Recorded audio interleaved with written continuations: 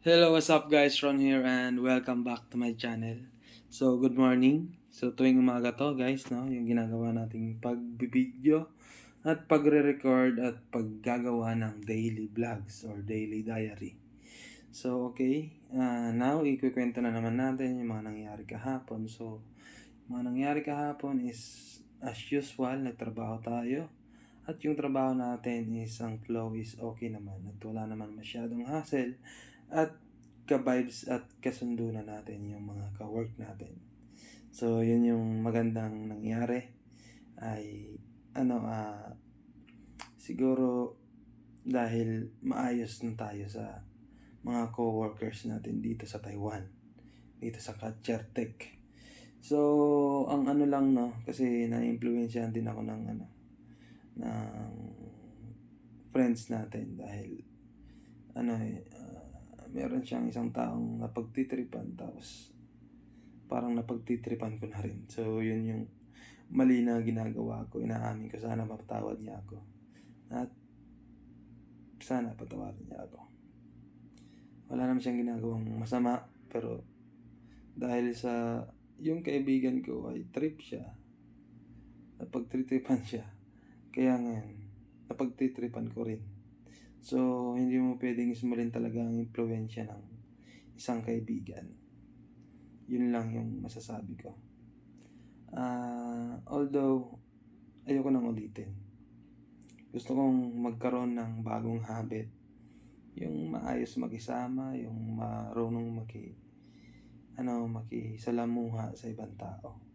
At hindi tayo hahamak at nananakit ng damdamin ng ibang tao. Yun yung gusto kong mangyari. Makapag-build tayo ng magandang relationship with other people so that we should have a wealth in relationship. At saka yung emotion natin, yun. I want to take control of it.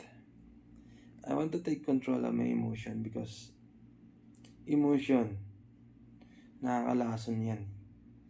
Nakakasira ng mga relasyon ng kauna-unahan talaga nasisira sa emotion. Tapos, syempre, yung sarili mo. So, we should have a good relationship with other people in order for us to be successful in life. Yun yung importante na sa atin.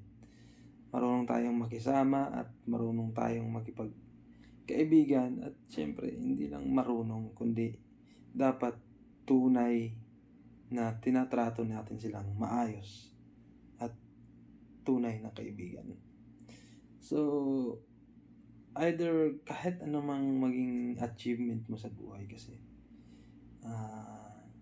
kaya hindi binibigay ni Lord hanggat hindi maayos yung attitude mo. Yun eh. Kailangan kasi ayusin natin yung mga attitude natin para pagpalain tayo ng Panginoon. Tingnan mo yung mga hindi naman nila lahat, hindi din naman lahat. Yung mga successful na tao, tingnan mo yung mga attitude nila. Diba? Magaganda yung attitude nila. Maayos yung attitude nila. Because they turn it to habit.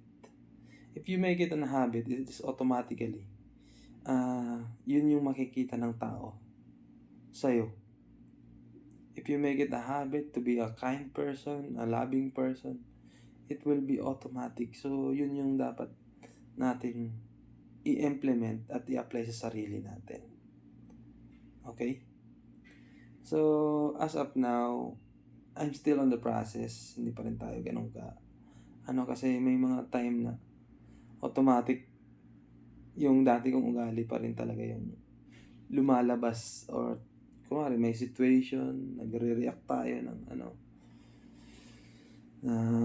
hindi ayon sa dapat nating ginagawa ngayon. But it is normal siguro kasi yun yung nakasanayan natin na sanay tayo ng ganun yung trato sa ibang tao. So kaya nagkakaroon din tayo ng ganung response. Okay, but before we respond, dapat talaga we think first what is good. Yun lang yung sa akin.